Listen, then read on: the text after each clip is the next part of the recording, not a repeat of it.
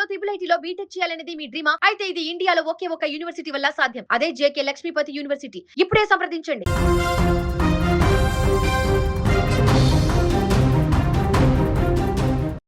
Cinema అంటే ఒకప్పుడు theatre. ఇప్పుడు ఆ పరిస్థితి పూర్తిగా మారిపోయింది.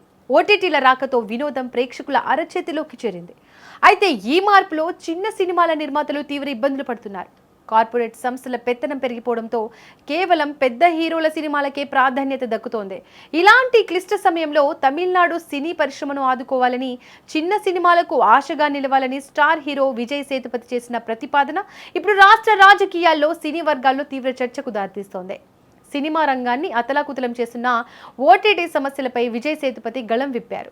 ఇటీవల ఒక ప్రైవేట్ ఛానల్ కార్యక్రమంలో పాల్గొన్న ఆయన తమిళనాడు రాష్ట్ర ముఖ్యమంత్రి విజయ్కు కీలక విజ్ఞప్తులు చేశారు. కార్పొరేట్ ఓటీటీల దోపిడీకి అడ్డుకట్ట వేయడానికి తమిళనాడు ప్రభుత్వం సొంతంగా ఒక ఓటీటీ ప్లాట్ఫామ్ను ప్రారంభించాలని కోరారు. కేరళ ప్రభుత్వం ఇప్పటికే సీ స్పేస్ పేరుతో ఇటువంటి ప్లాట్ఫామ్ను అందుబాటులోకి తెచ్చింది. అదే తరహాలో తమిళనాడులో కూడా వ్యవస్థను ఏర్పాటు చేస్తే చిన్న మధ్య తరహా చిత్రాలకు గొప్ప భరోసా లభిస్తుందని ఆయన స్పష్టం చేశారు.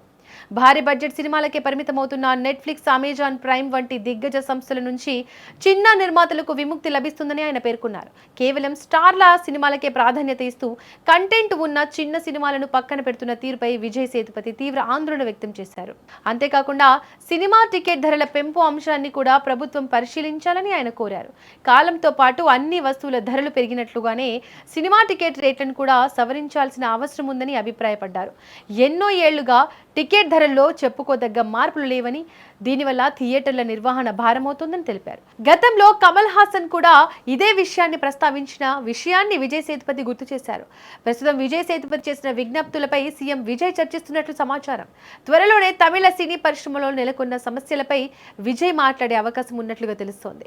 మరోవైపు కేరళ ప్రభుత్వ సీ స్పేస్ మోడల్ తరహాలో స్టేట్ ఓటీటీ వచ్చిన విషయం తెలిసిందే. ఇదే మాదిరిగా తమిళ ఇండస్ట్రీలో కూడా వస్తే కార్పొరేట్ ఓటీటీల ఆధిపత్యానికి అడ్డుకట్టపడుతుందని, స్టార్ హీరోల సినిమాలే కాదు మంచి కంటెంట్ ఉన్న చిన్న చిత్రాలకు గుర్తింపు, ఆదాయం లభిస్తాయని తమిళ నిర్మాతలు ఆశాభావం వ్యక్తం చేస్తున్నారు.